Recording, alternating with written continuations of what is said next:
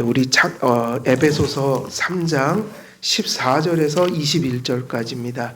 오늘 하나님께서 주시는 말씀 에베소서 3장 14절에서 21절까지 말씀입니다. 제가 봉독해 드리도록 하겠습니다.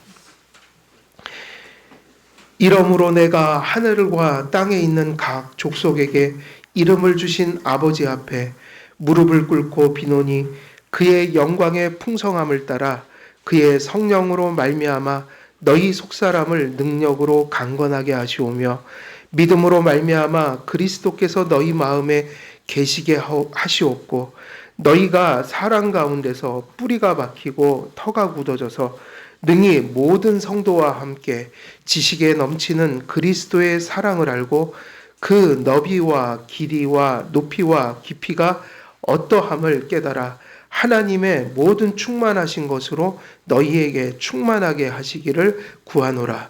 우리 가운데서 역사하시는 능력대로 우리가 구하거나 생각하는 모든 것에 더 넘치도록 능히 하실 이에게 교회 안에서와 그리스도 예수 안에서 영광이 대대로 영원 무궁하기를 원하노라. 아멘.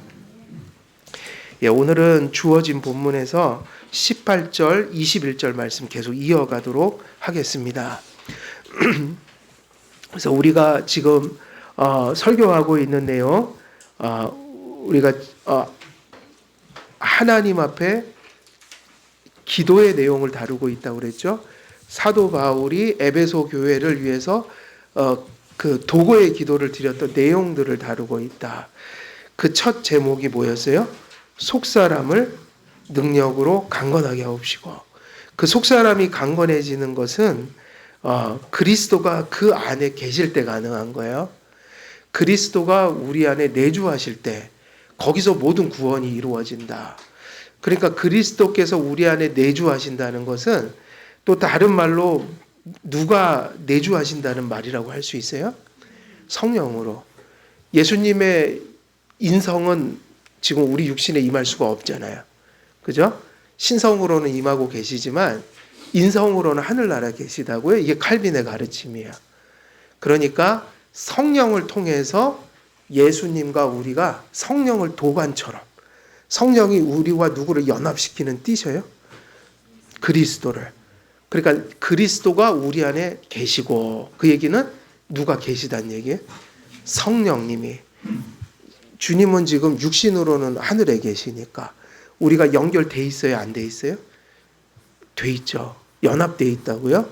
우리는 그의 신성과 인성 모든 면에서 지금 완전한 그리스도와 하나 돼 있어요.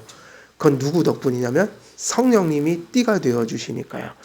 그래서 성령과 그리스도가 우리 안에 내주해 계셔야 된다.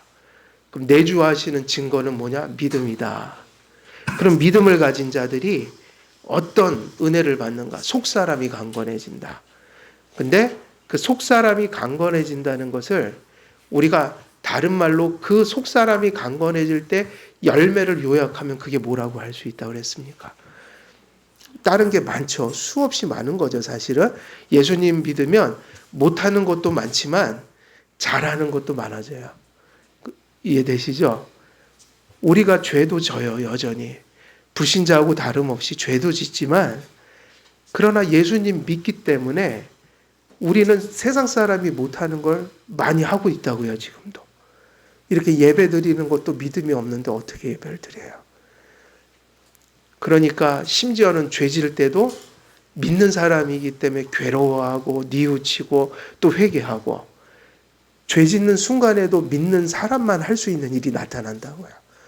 그러니까 못하기도 하지만 우리가 또 한 가지 생각할 것은 죄의 지배력이 이미 죽었다. 그리고 주님이 함께 하신다. 모든 순간 속에. 그러면 우리가 또 돌아보면 죄의 지배력이 죽었기 때문에 죄성도 가지고 있고 때론 넘어지긴 해도 반드시 누구하고는 다른 거예요. 불신자하고는 다른 거야죠. 분명히 얘기할 수 있는 거예요. 불신자하고 우리는 같을 수 없어요. 맞죠? 그래서 우리 안에는 예수님 믿으면 이런저런 변화들이 나타날 수밖에 없는 거예요. 제일 큰 건 하나님에 대한 태도가 바뀌고, 또 그 다음에 죄에 대한 태도가 바뀌는 거죠. 죄에 대한 태도가 바뀐다고요. 죄를 계속 지을 수밖에 없지만 태도가 바뀌어져 있어요. 그래서 희망이 있는 거예요. 그리고 이런저런 예배를 안 드리던 사람들이 예배를 드리고 뭐 수없이 많은 게 있지만 결국 그걸 한마디로 다 통틀어서 얘기하면 그걸 뭐라고 얘기합니까? 그 변화를. 속사람이 강건해져서 나오는, 거듭나서 속사람이 강건해져서 나오는 열매를 뭐라고 부르냐면 사랑이라고 하죠. 그걸. 그래서 사랑은 정의 내릴 수가 없어요. 사랑은 너무 많은 양상으로 나와서 요게 사랑이다, 저게 사랑이다라고 이게 그 어떤 하나를 지칭해서만 얘기할 수가 없어요. 그래서 성경에 보면 성령의 9가지 열매도 성령의 열매는 이것이니 그럴 때 사랑과 온유와 뭐 쭉쭉 나가는데 그거는 어떤 것 중에 하나가 아니라 그 모든 것을 포괄하는 덕으로서 사랑을 앞에 놓은 거예요. 그래서 사람마다 사랑의 표현을 할 때 어떤 사람은 이걸 조금 더 잘할 수 있고 어떤 사람은 저걸 좀 잘하지만 그걸 다 동일한 건 뭐냐면 예수님 믿어서 하는 거여서 그게 구원받은 자의 성화의 사랑이라고 하는데 사랑은 그래서 이것이 율법을 인정해야 되는 거예요. 율법이 십계명으로 되어 있지만 그거를 실천사항으로 하면 수만 가지 나올 수 있다고 그랬잖아요. 십계명 똑바로 알아야 한다.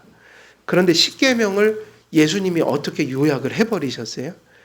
하나님 사랑하고 이웃 사랑하는 거다. 그래서 십계명 인정하고 하나님 사랑, 이웃을 사랑하는 마음이 존재할 때 상황은 만 가지가 나와도 우리가 막 머리로 하는 게 아니라 그게 그것에 그렇게 대처하게 해서 크리스찬 라이프를 만드는 거죠. 그러니까 십계명을 잘 이해를 해야 되는 거죠. 그래서 사랑 중요하다. 근데 지금 이 현대가 철학적으로 그리고 문화적으로 사람들의 심성이 이 기독교적인 사랑을 잘 이해 못하는 문화가 철학이 들어와 있으니 지난 시간에는 기독교적 사랑하고 세속적 사랑 좀 구별해야 한다. 사랑이라고 우리가 생각하고 우리가 사랑이라고 세상에서 얘기하지만 상당히 성경과는 거리가 먼 사랑이 많다고 그래서 몇 가지 짚어드렸는데 가장 큰 특징은 그런 거예요. 사랑이라고 얘기하지만 자기애적인 사랑이 있다고 그랬죠. 그래서 무지 막 열성으로 사랑하는데 실제로는 하나님과 타인을 위한 사랑이 아니라 누구를 충족시키기 위한 사랑이라고 그랬어요. 자기 충족적인. 자기애적 사랑이 지금 많단 말이에요. 그래서 실제로는 그리스도를 인해서 나온 사랑이 아닌데 기독교적인 사랑인 것처럼. 그래서 이기적이고 자기중심적인 사랑이 있다. 그래서 부모 사랑도 어쩔 때는 어긋날 때 있다고 그랬잖아요. 자식에게 엄청 막 집착을 하는데 실제로는 자식을 통해서 내가 그 어떤 자기 만족을 얻으려고 하는 자식을 대리 만족. 그러니까 그렇게 가면 안 되는 거라고요. 그래서 사랑은 누구를 먼저 생각하는 거예요? 부모 사랑이 바르게 돼 있다면 내가 소유하려고 아이를 키우는 것도 아니고 내가 요구하는 것을 내가 대리 만족하려고 키우는 게 아니다. 예를 들면 내 자식이 잘 돼서 뭔가 내 명예를 살려주고 이게 아니라 그 아이가 잘 되도록 할 때 뭐를 더 생각해야 된다는 거예요? 내가 바라는 게 아니라 하나님이 그 아이를 어떻게 세워가기를 원하실까? 그러니까 내가 원하는 직업을 갖는 게 아니라 하나님이 바라시는 자리를 같이 찾아가 주는 그거를 그래서 우린 부모니까 앞에서 리더해 주는 그래서 우리가 바라는 아이를 만들어 놓고 우리가 만족하는 게 아니라 하나님이 바라는 아이를 만들어 주는 거예요. 그래서 우리는 이렇게 가끔은 왜곡된 사랑을 하나님 사랑이라 얘기할 때도 많고 그걸 자식 사랑이라고 얘기할 때도 있고 저도 돌아보면 저는 이제 부모님도 이렇게 좀 돌보는 입장이니까 또 어머니 소천하시고 나서 깨달은 게 되게 많아요. 그때 내가 어머니를 되게 위한다고 했는데 이게 어머니를 위해서 제가 잔소리도 많이 했거든요. 엄마 뭐 이거 드시면 안 되고 저거 하면 안 되고 막 이랬는데 가만히 생각해 보면 그게 엄마를 위했던 걸까 막 또 생각이 들기도 해요. 그러니까 하여간 사랑은 어려운 거예요. 왜냐하면 사랑이라는 게 이게 항상 내 중심적인 게 아니거든요. 그래서 분별해야 된다.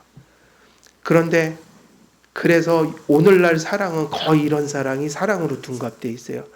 이기적인 사랑, 자기 중심적인 사랑, 자기 탐닉적인 사랑, 그것이 이제 왜곡 이렇게 미화돼 있죠.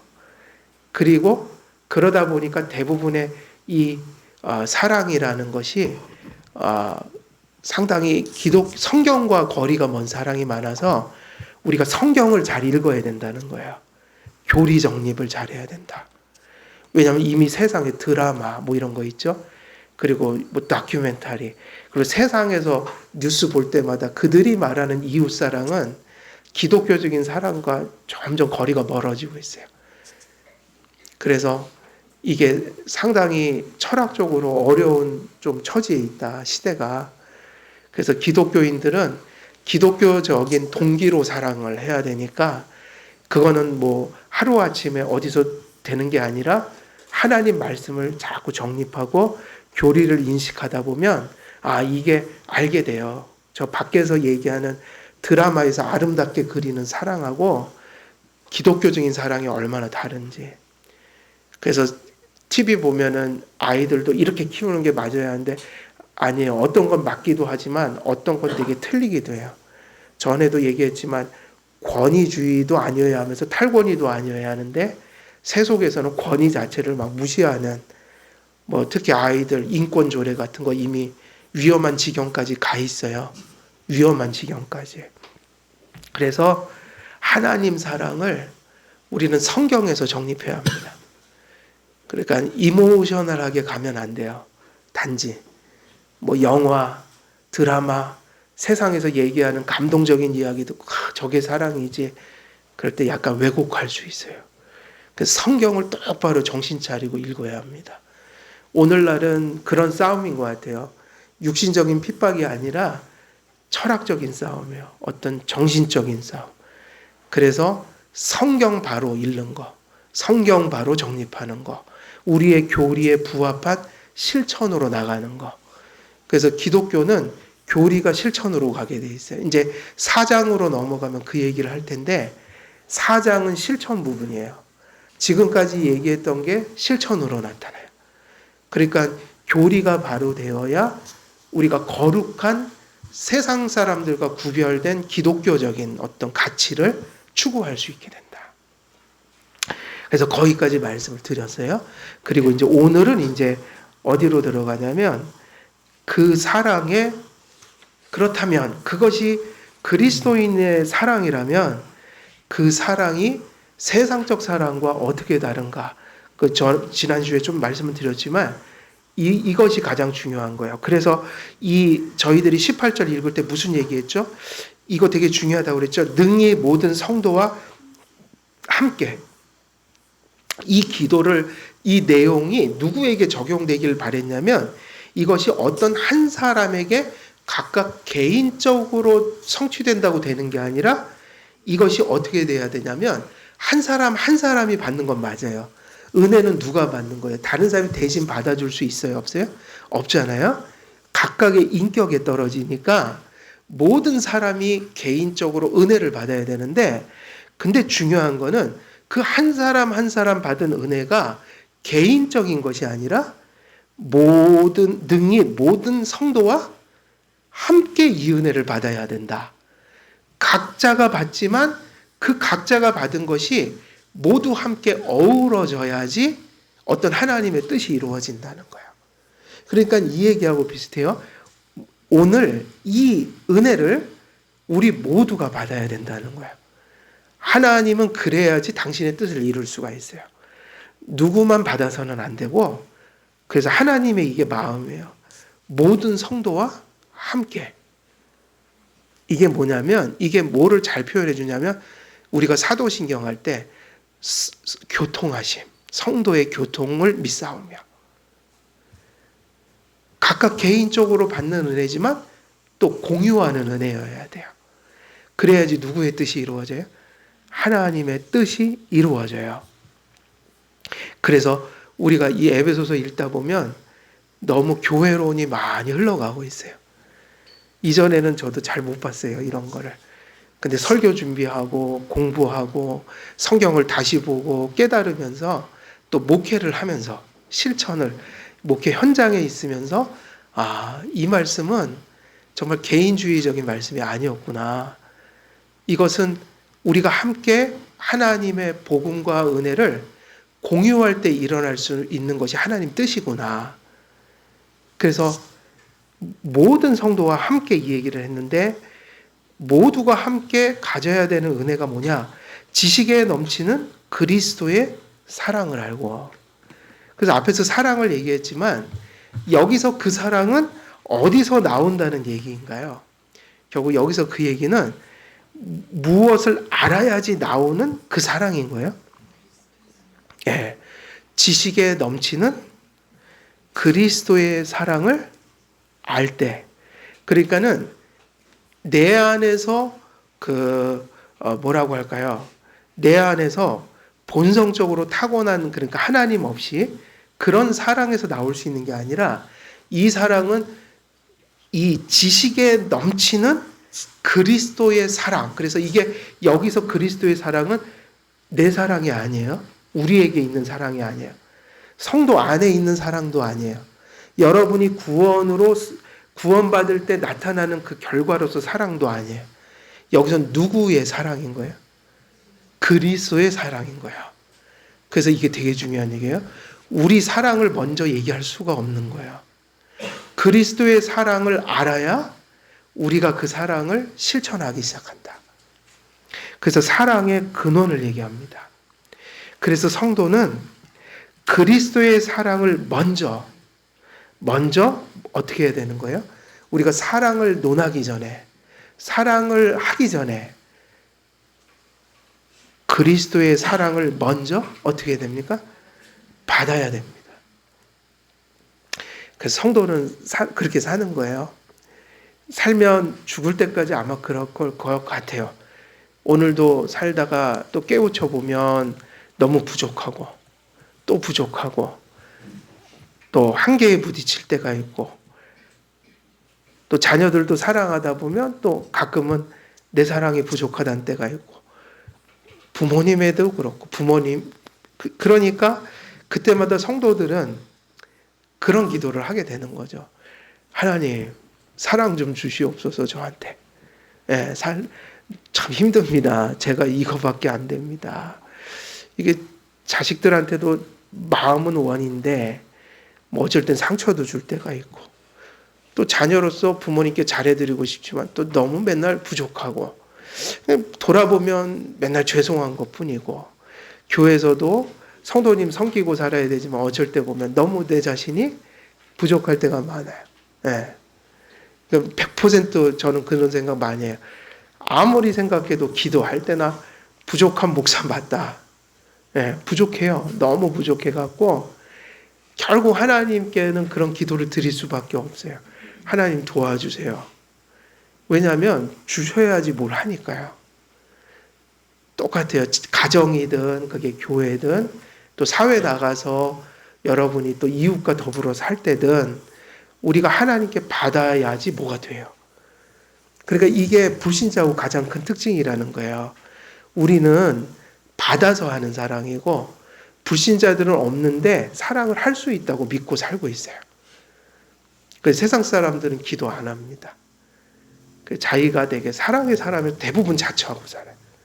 그러나 우리는 늘 그런 마음으로 살아요. 순간순간이 하나님 주셔야지 산다. 그래서 여기서 얘기하는 사랑은 그리스도의 사랑을 우리가 먼저 받는 일이 중요해요. 그래서 받는다는 게 뭡니까? 그 사랑을 자꾸 깨닫는다는 얘기예요. 우리는 언제 마음이 정말 선해지나요? 어떠신 것 같아요? 우리는 마음이 하루가 조석처럼 날마다 그러잖아요. 우리 마음 자체가 감정도 어두웠다가 또 밝아졌다가 하고, 그럴 때 우리가 하나님의 사랑을 깨달으면 그 깨달음이 힘이 돼서 삶 속에서 자꾸 빛을 발하게 되는 거예요. 깨달아야 합니다. 그 깨닫는다는 게 뭐죠? 내가 하나님 어떤 사랑을 받았는가? 어떤 사랑을 받았는가? 그래서 그 사랑은 어디를 가야만 깨닫는다 그랬어요? 뭐 어떤 사람은 그 사랑을 확인하려고 막 하나님 뭐 한번 보여주세요. 뭐 그런다는데 그거는 부질없는 생각이에요. 부질없어요. 여러분 JMS 요즘에 또 한참 막 떠들죠. 다큐멘터리 나와서. 여러분 그 교회 실제로 기적이 많이 일어나는 교회예요. 그렇게 그러니까 저는 항상 그 생각, 마귀도 역사가 있을 텐데 오늘날 기적을 자꾸 떠들어대는 사람 치고 교리가 온전한 사람이 별로 없어요. 그러니까 오히려 그런 곳에 오히려 마귀의 역사가 많은 것 같다. 오히려 평상적으로 단정하게 믿고 가는 곳에 성령이 충만해요. 왜냐하면 그런 곳에 항상 문제들이 많아요. 그런데 JMS도 그 사람들이 거기 머문 이유가 있다는 거예요. 눈앞에서 봤으니까 기적을. 자기 엄마가 낳더래요. 그러니까 이 사람 보면 100% 거짓말 하는 사람 맞아요. 그 사람이 말하는 게 다 진실일 수 없거든요. 근데 실제로 악령의 역사도 있는 거예요. 분명히 기적이 일어났단 말이에요. 거기서. 그러니까 그런 사람들이 그런 험악한 교주가 되는 그 과정을 보면 처음에 다 믿음으로 시작한 사람이란 말이에요. 이 사람들이. 문성명도 기존 교회 사람인 거 아시잖아요. 저기 신앙촌의 박태선이도 원래 기성교회에서 되게 유명한 사람이었어요. 그런데 엄마가 낳고 심지어는 대통령 될 때마다 다 예언을 했대요. 몇 번을 그랬대요. 연속 이어서. 다 됐대요. 그렇게.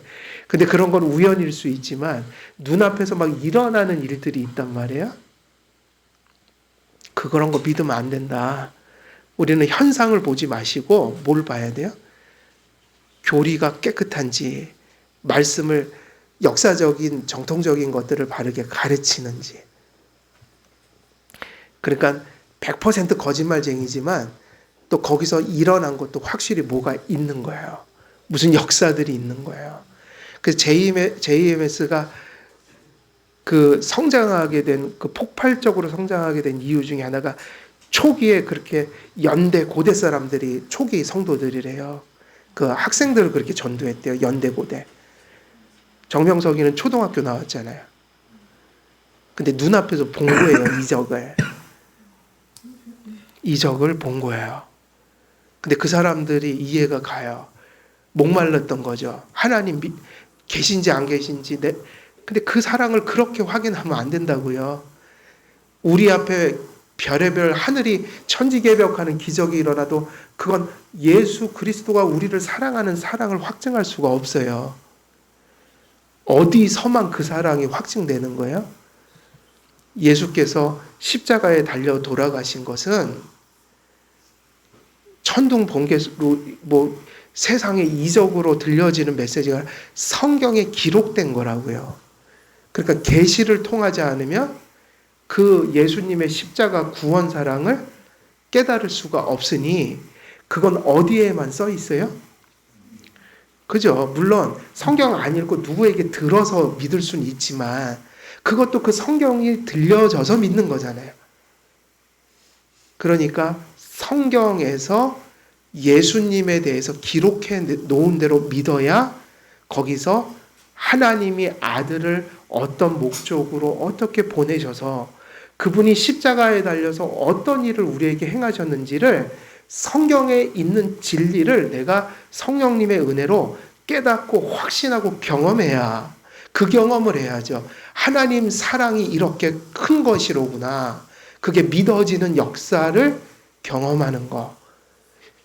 그래서 하나님의 아들을 십자가에 달아 죽인 사건을 말씀을 통해 깨닫는 그곳에서 누구 사랑을 깨닫는 거예요? 하나님 사랑을요. 그 루트를 통해서 하나님 사랑 얘기하지 않는 분들이나 그 루트를 떠나서 하나님 사랑을 전하는 자들이 있다면 그건 예수님이 말씀하신 대로 저들은 다 내 양이 아니요. 저들은 절대 교회 지도자가 아니라 도둑놈들이다. 어디로 온 인간들이 아닌 거야? 문을 통해 들어온 인간이 아니라 다 말씀 내려놓고 이상한 것으로 예수 전하는 인간들은 다 담 넘어온 도둑놈들이에요. 예수님이 그러셨잖아요. 문으로 들어오지 않으면 다 도둑이다. 그 문이 뭐죠? 문으로 돌아온다는 게 말씀을 통해서, 진리를 통해서, 다시 말하면 예수님을 바로 믿고 우리로 들어와야 한다. 그래서 그리스도의 사랑을 받고 깨달아야, 그리스도의 사랑으로 우리 마음속에 그것이 넘칠 때 우리는 받은 사랑으로 하나님 사랑하고, 이 하나님 사랑도 받은 걸로 하는 거예요. 우리가 못해요, 하나님 사랑. 받은 사랑으로 하나님 사랑하고 또 우리가 이웃을 사랑한다. 그래서 본문 속에서 우리에게 가르쳐주는 그 이야기는 무엇인가? 그리스도의 사랑을 받고 깨닫는 것, 다시 말하면 지식에 넘치는 그 사랑을 아는 것, 거기서 크리스찬 라이프가 가능해진다. 그러면 그 그리스도의 사랑을 깨달아야 뭐가 강건해지는 거와 마찬가지인 거예요. 속사람이 강건하여져서 기독교인의 사랑을 하게 된다. 그래서 이게 하나님 쪽에도 같고요. 사람도 마찬가지예요. 하나님 사랑도 우리가 그 사랑을 받아야 이 세상살이가 험하고 어려워서, 하나님 사랑을 받아야 환경의 지배를 받지 않고 그럼에도 불구하고 하나님 사랑을 할 수가 있어요. 하나님 사랑을 받아야, 왜냐하면 하나님 사랑한다고 할 때 하나님 사랑을 자꾸만 흔드는 환경, 일들 너무 많잖아요. 막 나를 힘들게 하는 일들이 많잖아요. 그럼 우리는 본성상 어려운 일이 있으면 하나님을 보통 사랑하게 될까요? 원망하게 될까요? 네, 말은 못해도 하나님께 자꾸 섭섭해요. 나도 모르게 그렇게 자꾸 되는 거, 등을 돌린단 말이에요. 다시 말하면 멀어져요. 그래서 대화도 안 하려고 그러고, 하나님하고 기도도 안 드리려고 그러고, 자꾸 하나님과 예배도 멀어지고, 모든 하나님과의 그런 경건이 자꾸 쭉쭉 내려앉는다. 그러니까 누구 사랑을 받아야, 환경은 그래도 하나님 그래도 저 하나님 사랑하는 거 다 압니다. 합력해서 선을 이루는 거 전 압니다. 그러면서 막 힘을 내갖고 또 이렇게 할까요? 그게 하나님 사랑을 받아야 된다고요. 그래서 우리가 받은 걸 자꾸 생각해야 돼요. 하나님이 하나님의 아들을, 독생성자를 죽였잖아요. 우리를 위해서. 그럼 1차로는 더 큰 게 있어요, 없어요? 없단 말이에요. 이미 다 주셨다니까요. 그래서 저도 그러고 사는 거예요. 어쩔 때는 이렇게 가끔은 원망이 나오려고 하다가 하나님 아들을 나 때문에 죽이셨다고 하니 더 무슨 얘기를 해요, 하나님께. 그리고 실제로 돌아보면 제가 한 50 살았는데요. 말도 못하게 받았더라고요. 그 위험할 때가 얼마나 많았는데, 되게 힘들 때가 얼마나 많았는데 그렇게 도와주신 거예요, 하나님이. 심지어는 안 믿을 때도 살고 있었잖아요, 제가. 진노의 자식이. 하나님이 그렇게 일반은 총 내려주셔서 그렇게 섭리 가운데 왔잖아요. 그러니까 솔직히 받은 거는 이미 받은 거라고요. 그러니까 항상 우리는 이미 어떻게 했다? 받았단 말이에요. 나머지는 뭐예요? 하나님 또 계속 도와주시겠지만 때로는 그것도 우리 사랑하셔서 가끔은 우리가 바라지 않는 삶으로 인도하실 수도 있는데, 그것도 또 사랑이란 말이에요. 돌아보면 하나님 무슨 뜻이 계시니까, 나보다 나를 더 잘하시니까.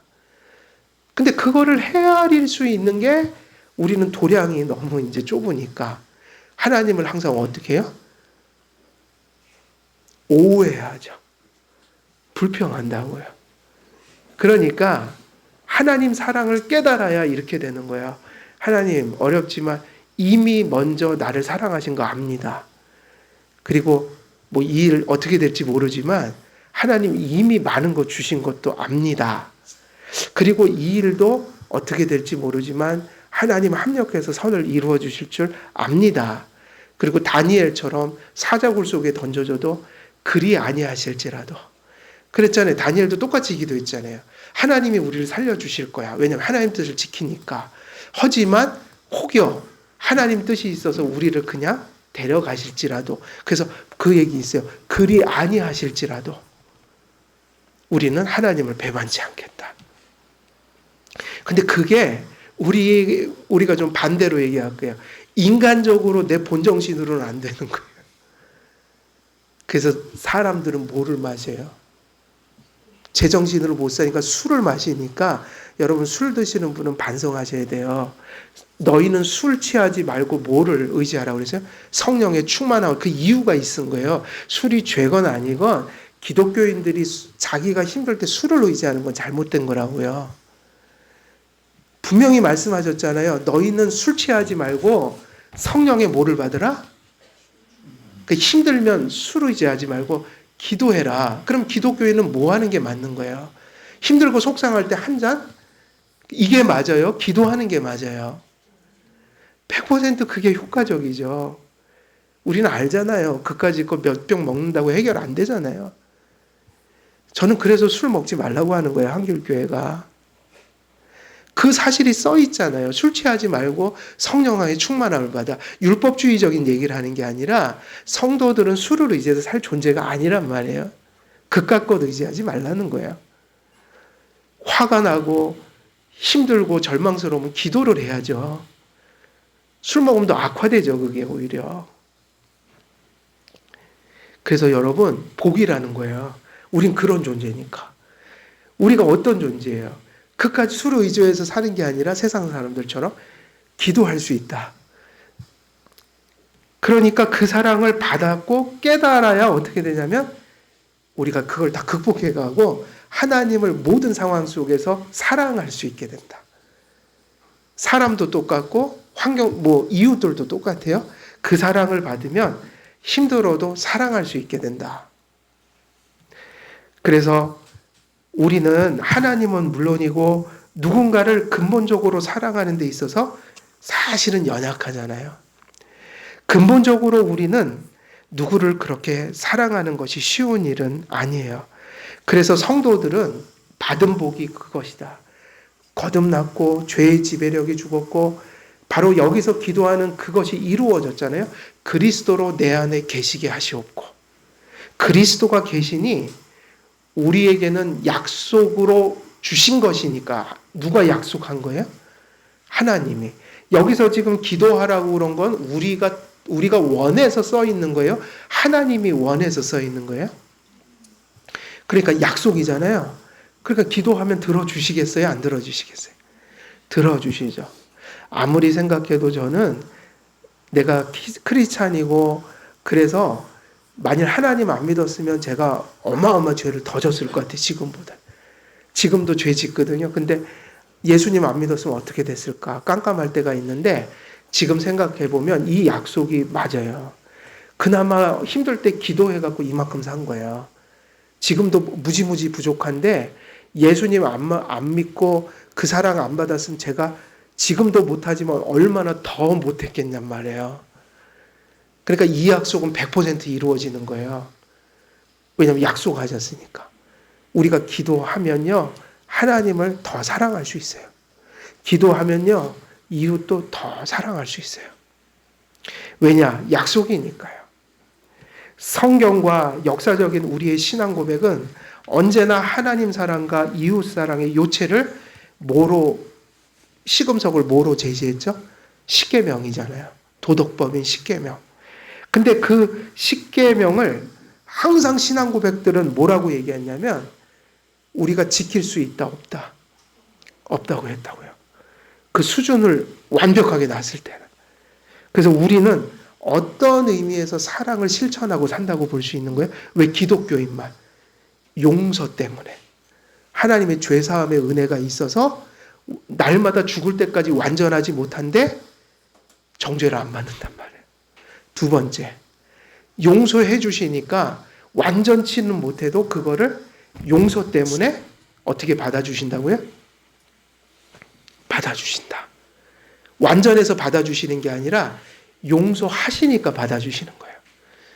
그래서 교리대로 하면 이렇게 돼 있어요. 우리가 행하는 선행과 사랑에는 항상 그 우리 안에 남겨진 죄의 오물이 묻어 있는데 하나님은 그리스도의 피로 성도들이 행하는 거는 다 닦아내고 받으신다. 그러니까 죽을 때까지 선행을 할 수 있는 거야. 그래서 그리스도의 이 사랑은 누구의 공로에 의지하는 사람들이 실천하는 사랑이에요? 그리스도의 공로를 믿는 사람들. 왜냐? 그 공로를 믿어야만 하니까요. 왜냐하면 우리가 아무리 힘을 써도 완전하지 못하고 십계명을 날마다 어기면서 살잖아요. 그러니까 하나님 앞에서 이 길을 가려면 용서받아야 한다. 그러면 용서받는 자는 누구냐면 그리스도의 공로를 전가받아야 하는데 그 전가받는 은혜가 누구를 믿을 때인 거예요? 그리스도를, 그의 공로를 믿는 사람들. 칭의가 되게 중요한 거예요. 그래서 용서받은 사람들이 성령 받고 또 하나님의 용서 속에서 불완전하지만 하나님께 그렇게 받아들여지는 그 선행을 계속 해갈 수 있다. 그래서 그런 의미 안에서 우리는 날마다 순간마다 하나님의 사랑을 날마다 공급받아야 우리가 현실을 신앙으로 지탱하고 나갈 수 있다. 그런데 이처럼 불완전한 우리가 우리 본성에 속한 것으로 하나님 사랑할 수밖에 없기 때문에 항상 우리가 우리 안에서 예수님 믿고 이후에 나온 사랑은 언제나 우리가 태어나면서 본성으로 받은 사랑이 아니라 누구에게 받은 사랑이라는 거예요? 하나님께 밖으로부터 받은 사랑이다. 우리는 우리의 힘으로 사랑하지 못하고 언제나 그리스도 안에서 하나님께서 부어주시는 그 사랑으로 사랑할 수 있습니다. 성도는 하나님의 사랑을 받고 깨달아야 그 사랑으로 하나님과 이웃들을 사랑할 수 있게 되는 거죠. 성도에게 요구되는 사랑의 실천은 그런 의미에서 받아야 할 수 있는 사랑입니다. 그래서 마치 뭐와 같냐면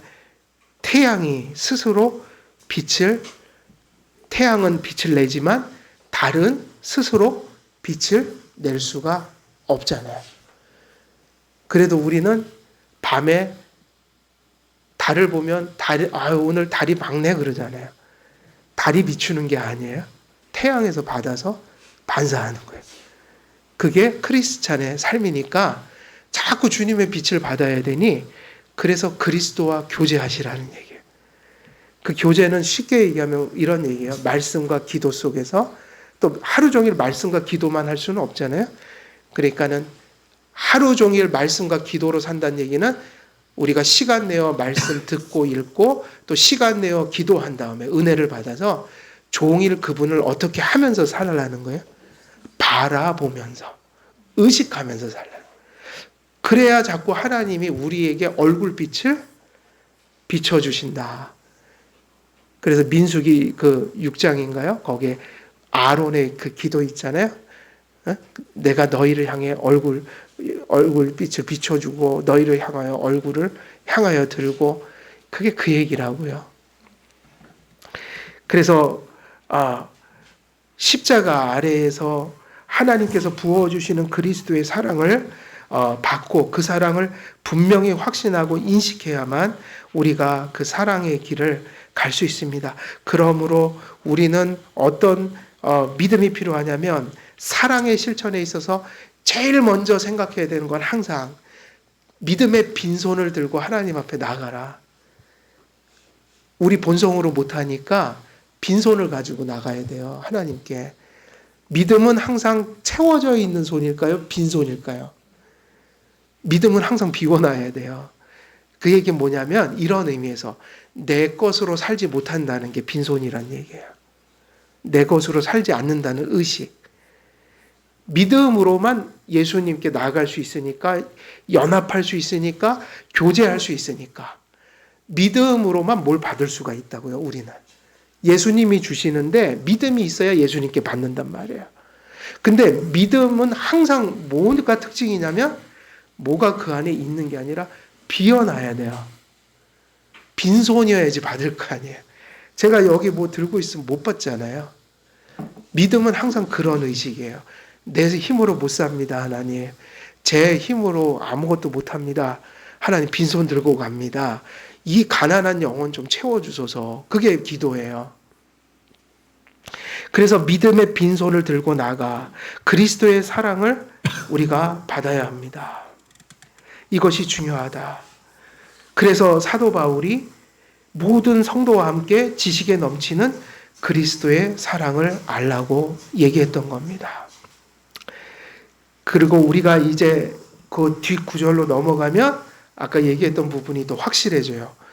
우리가 그 기도를 할 때 어떤 마음가짐으로 해야 하나?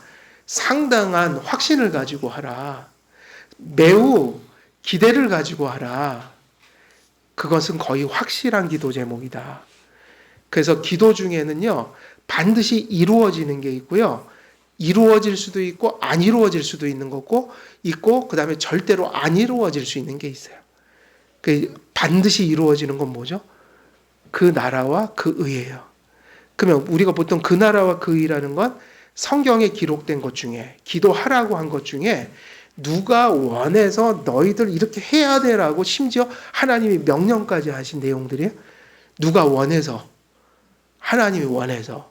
여기서 너희 속사람이 강건해지고 그리스도의 사랑을 알아서, 이 얘기는 누가 원하는 거예요? 거의 하나님이 안달하실 정도로 명령까지 하신 내용이니까 이건 하나님 쪽에서 우리에게 주신 약속이라고요. 이루어지겠어요? 안 이루어지겠어요? 예. 그리고 현실에서 왜 이런 거 있잖아요. 이렇게 될 수도 있고 저렇게 될 수도 있고. 그건 정말 모릅니다, 우리는. 예. 저도 모르죠. 내일이를. 그래서 그냥 하나님께 일단은 필요한 걸 구하지만 가슴 한편은 열어놔요. 뭐라고 열어놓냐면, 제가 아니까. 떼써도 안 되는 거 아니까요, 하나님. 제가 힘든 거 아시니까 여기까지 좀 해주셨으면 좋겠는데, 그래도 하나님이 정말 안 된다 그러면 저도 뭐 알죠, 그건요. 그렇지만 아시잖아요, 제가 연약한 거 하나님 조금 들어주시는데, 그래도 하나님 보실 때 그게 안 되면요, 그건 어쩔 수 없는 건 압니다. 하나님 죄송합니다. 자꾸 떼써서. 그러고 여기다 열어놔요. 혹여 하나님이 너 그러면, 예, 그건 어쩔 수 없네요. 그만큼 남겨놓고 기도하고. 그리고 나머지 뭘까요? 해서는 안 되는 기도. 악한 것을 얻으려고 기도하는 거. 나쁜 건데, 나쁜 걸 하나님께 달라고 하는 거예요. 그건 100% 안 주세요. 그걸 받으면 저주받았다고 생각하면 돼요. 그런 걸 기도해 놓고. 그런데 이 기도는요, 100% 들어주셔요. 왜냐하면 하나님이 받길 원하시는 거예요. 그래서 우리에게 소망이 뭐냐면, 이것은 약속이다. 약속인데 하나님이 우리에게 이 희망을 주시려고 무슨 얘기를 여기다 기록해놨죠? 여기다가 뭐라고 해놨냐면, 지식에 넘치는 그리스도의 사랑을 알고 그 너비와 길이와 높이와 깊이가 어떠함을 깨달아 하나님의 모든 충만하신 것으로 너희에게 충만하시기를 구하노라. 여러분, 이 이야기가 얼마나 중요한 얘기인지 아세요? 기도의 응답은 우리의 열심으로 되는 게 아니에요. 믿음이 작아도 믿음이 있으면 저는 응답이 된다고 봐요. 그래야지 좀 연약한 믿음 가진 사람도 살죠. 그렇잖아요? 그런데 이 얘기잖아요. 너희들이 받는 사랑이, 그러면 항상 우리는 종말론적인 신앙을 가져야 되는데, 성경에서 내가 지금 너희들에게 천국 오기 전까지는 주기로 할 거야 라고 했던 거는 또 지금 받는 것이기도 하면서 항상 언제 받은 거로 알아야 돼요. 이미 그리스도의 사랑을 이미 받았어요, 안 받았어요? 근데 그 사랑을 또 주신다는 거예요, 계속. 이미 아들은 죽었단 말이에요. 죽이시고 살리셨단 말이에요. 빼도 박도 못해요. 여러분 하나님 자녀라고요. 근데 계속 살아가는 동안에 그게 하나님 안에서 이미 주어진 게 받을 게 아직 엄청나게 남았다는 얘기예요. 엄청나게. 그래갖고 무슨 얘기를 하냐면, 야, 그 사랑이 어떤 사랑이냐면 그 너비와 길이와 높이와 깊이가 어떠함을 깨달아 그랬잖아요. 그리스도의 사랑을 깨달아 할 때 이게 지금 뒤에서 똑같은 얘기 반복이란 말이에요. 근데 그 사랑이 어떻다는 거예요? 길이와 너비와 깊이를, 높이를 헤아릴 수가 없다. 이 얘기는 무슨 얘기죠? 너희가 이미 그 사랑을 받았는데 그 사랑이라는 게 이 정도여서 니네 죽을 때까지 이 사랑을 다 깨달고 싶어도 다 깨달을 수가 없을 정도로 너희들 받은, 이게 더 맞아요. 받은 사랑이 너무 커. 근데 그게 지상생활 속에서 너희들이 감당할 만큼 조금씩 너희들이 경험하는데 이미 받은 거로 따지면 너희들이 감당을 못한다. 이 얘기를 하고 있는 거예요. 그러니까 이 얘기는 뭐죠? 우리가 지상 삶을 사니까 그렇지 아직 여기에 이렇게 육을 가지고 죄성을 가지고 사니까 그것을 이렇게밖에 깨닫지를 못하지 받을 거로 따지면 한없이 너무 많아서 헤아리지도 못한다. 그걸 이미 받았다는 거예요. 받았는데 그 받은 것을 아직 너희들이 누리기에도 누릴 것이 너무 많이 남아서 이게 주체가 안 된다. 예를 들면 부모님이 우리한테 한 1조 원을 상속을 시켜버린 거예요. 상속을. 그러면 누구 돈이에요? 그게 상속이 법적으로 이미. 내 돈인데 그걸 다 빼갖고 지금 당장 1조를 쓸 수가 없잖아요. 그래서 찌끔찌끔 빼쓰는데 이게 1조니까 저는 모르겠어요. 1조가 얼마나 많이 되는지 이게 감각이 없어요. 저는. 예. 그러니까 제가 오늘 막 그거를 한번 신나게 써본다고 백화점 돌아다니면서 써봤자 얼마나 쓸까? 글쎄 제가 하루에 그렇게 써본 적이 있나? 뭐 오늘 하루 동안에 뭐 예를 들면 뭐 3천만 원 썼다고 해보세요. 1조에 지금 일부밖에 경험을 못한 거예요. 야, 1조 하루 뭐 한 달 만에 쓰라고 그러면 그 쓰는 것도 힘들겠구나 그러겠죠. 참 이게 우리한테는 말도 안 되는 상상이지만 근데 엄청난 거를 지금 그렇게 받으셨다는 거예요. 세상적으로는 우리가 별거 없지만 영적으로 보면 그거보다 더 소중한 것을 엄청나게 받았다. 근데 그걸 하나님이 약속해 주셨으니 그 얘기는 무슨 얘기예요, 여러분? 우리가 지금 우리 앞에 받아야 될 사랑의 샘이 마르지 않는 샘이라는 거예요. 성경에서 가끔 그런 표현 쓰잖아요. 마르지 않는 샘. 여러분 앞에 무슨 샘이 있다고요? 마르지 않는 샘. 그 얘기는 뭐예요? 푸고 또 퍼먹어도 도대체 고갈이 안 된다. 그러니까 그 사랑은 그런 사랑이니까 걱정하지 말라. 너희들 하나님께 구할 때 하나님이 뭐가 모자라서 안 주시는 것 좀 그런 걱정은 하지 말라. 그리고 이 기도를 했다가 안 들어줄까 의심하지 말라. 왜냐하면 이거는 너희들이 원하는 게 아니라 누가 원하는 바인 거예요. 하나님 원하는 바여서 은혜 언약의 약속으로 주셨으니 이 기도가 안 이루어질 수는 없어요. 그래서 여러분이 눈에 보이게 하나님이 뿅 하고 나타나서 안 주시니까 못 깨달은 거지 저는 그걸 절실히 깨달아요. 지금 돌아보니까 그때는 잘 몰랐는데 그래도 하나님 도와주세요 그러고 살아가고 그때 모면하고 사는 건 확실하단 말이에요. 그러니까 돌아보면 그렇더라는 거예요. 돌아보면. 근데 하나님께서 안 주신 적이 있냐? 없더라. 안 주신 적이 없어요. 그래서 너무 많이 받아갖고 어쩔 때는 이게 또 구해도 될까요? 그러면 걱정하지 말아라. 네 셈은 마르지 않는 셈이니까 맘 놓고 구해라. 그런 거는. 하나님 사랑 1000번 구해도 다 주겠다. 확실히 받아요. 그러니까 의심하면 안 됩니다. 그러니까 가장 큰 죄는 뭐예요? 그걸 놓고선 그 사랑의 셈을 놓고선 기갈이 돼갖고요. 왜 기갈이 되죠? 하나님을 못 믿어갖고 눈앞에다 놓고도 그거를 의심해갖고 기도를 안 하는 거예요. 안 믿는 거예요. 그래갖고 셈을 놓고 마치 어떤 사람처럼 돼가는 거예요. 하나님 앞에서 피폐해지고 사람을 사랑할 힘도 다 잃어갔고 내게 나오는 거 원망이요, 뭐 분쟁이요, 항상 절망이요, 이러면서 다 죽어가는 사람처럼 살면 하나님 마음이 어떻게 했냔 말이에요. 앞에다 놓고 그 샘은 절대로 마르지 않는 샘이다. 약속이다.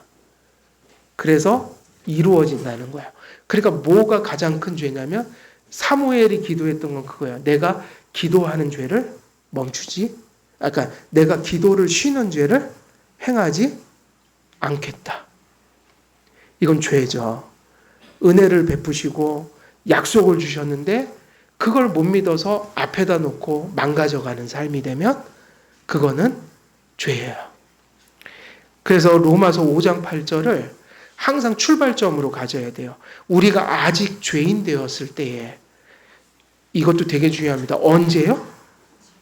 여러분이 잘할 때 주신 게 아니라 여기서 죄인 되었을 땐 여러 가지 의미가 있어요. 근데 물론 여기 본문은 우리가 안 믿을 때에 그랬잖아요. 그 안 믿을 때니까 얼마나 악할 때예요. 지금은 그래도 죄 져도 우리가 한계가 있어요. 죄를 져도 믿으니까. 근데 그땐 막 나갔어요. 제가 생각해도. 그런데 아직 죄인 되었을 때 그리스도께서 우리를 위하여 어떻게 되셨다? 죽으심으로. 우리가 죄인 되었을 때 죽으셨으니 지금은 얼마나 더 많이 주시겠냐고요. 그때도 주셨는데.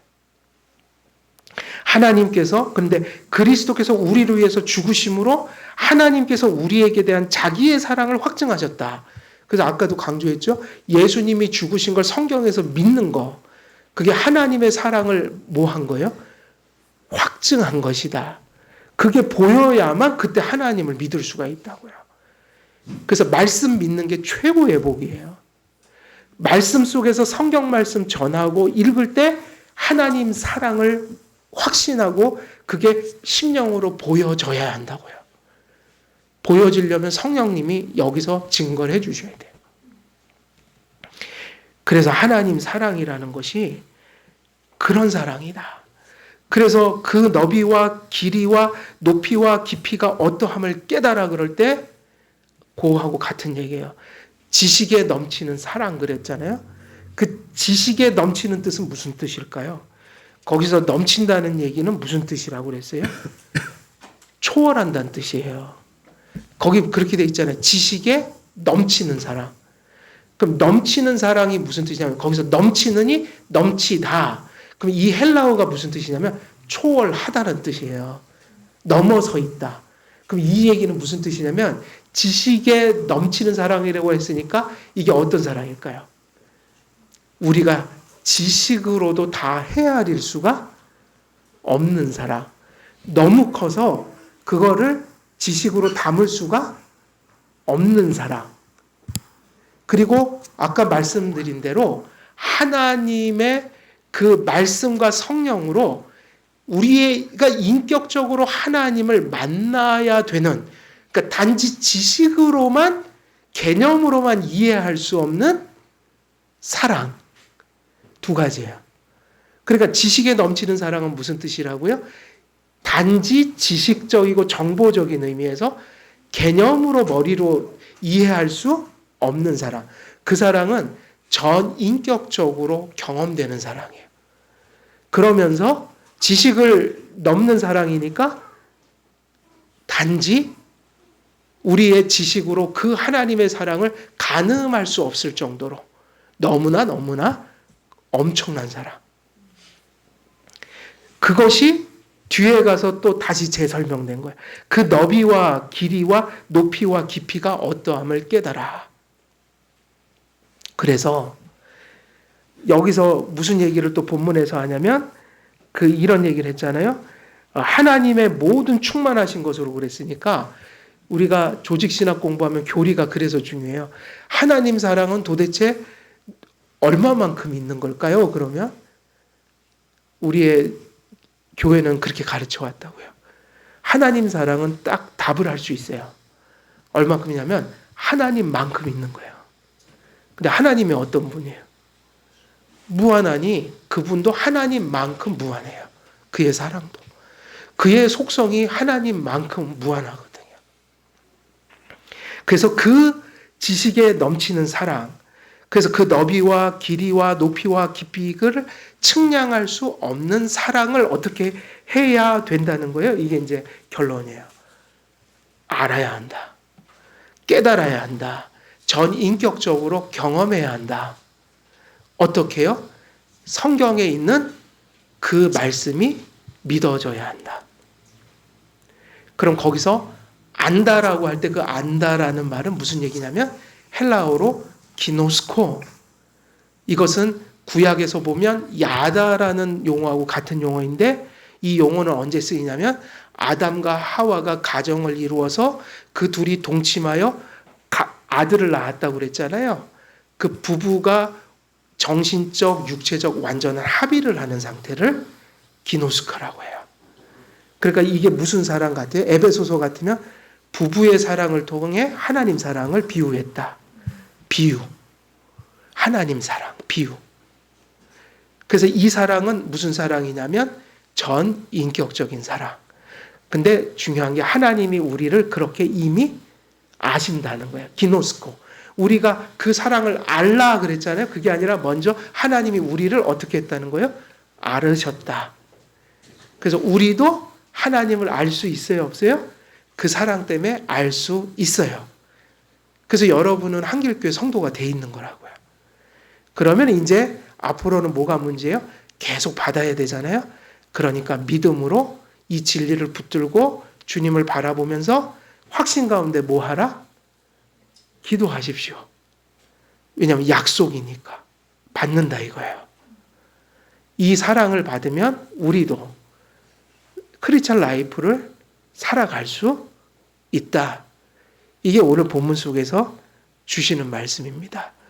오늘 이제 21절까지 말씀은 다 여기서 마치고 오늘 말씀 정리하면 그 사랑은 그리스도의 지식에 넘치는 그 사랑을 아는 사랑이라고 그랬고 그 사랑은 그 높이와 깊이와 너비를 우리의 힘으로는 측량할 수 없을 만큼 부요한 사랑인데 그 사랑을 그리스도의 십자가에서 이미 확증하셨고 그 사랑이 아직 우리가 이 땅에서 경험하고 받아야 될 것이 마치 무한하게 남겨진 창고처럼 우리 앞에 놓여져 있다. 그러므로 바울은 에베소 앞으로 많은 환난을 겪을 에베소 성도들이 믿음 지키고 사랑의 실천하도록 이 약속을 그들에게 일깨워 주었으니 이 기도는 이 약속은 성도들에게 반드시 성취되는 그러한 희망적인 약속이다. 우리가 이렇게 이해를 하고 그러므로 우리도 우리의 삶 속에 늘 이 사랑을 바라보며 하나님께서 먼저 행한 사랑을 우리가 믿음으로 그걸 확신함으로 우리도 주님을 붙들 수 있는 그런 큰 은혜, 그런 믿음이 여러분 삶 속에 나타나 현실 생활 속에서 하나님 잘 모시며 또 모든 것들 이기고 그렇게 잘 생활하실 수 있는 성도님 되시기를 우리 주 예수 그리스도의 이름으로 축원드립니다. 기도하겠습니다. 사랑이 많으신 아버지 하나님, 우리를 이미 사랑하여 주셨고 또 지금도 사랑하여 주시니 너무 감사합니다. 또 남은 우리의 때도 하나님께서 넉넉한 사랑으로 충분히 지켜주실 줄 믿습니다.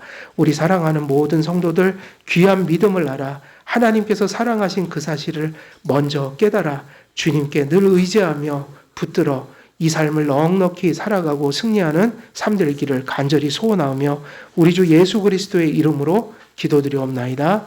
아멘.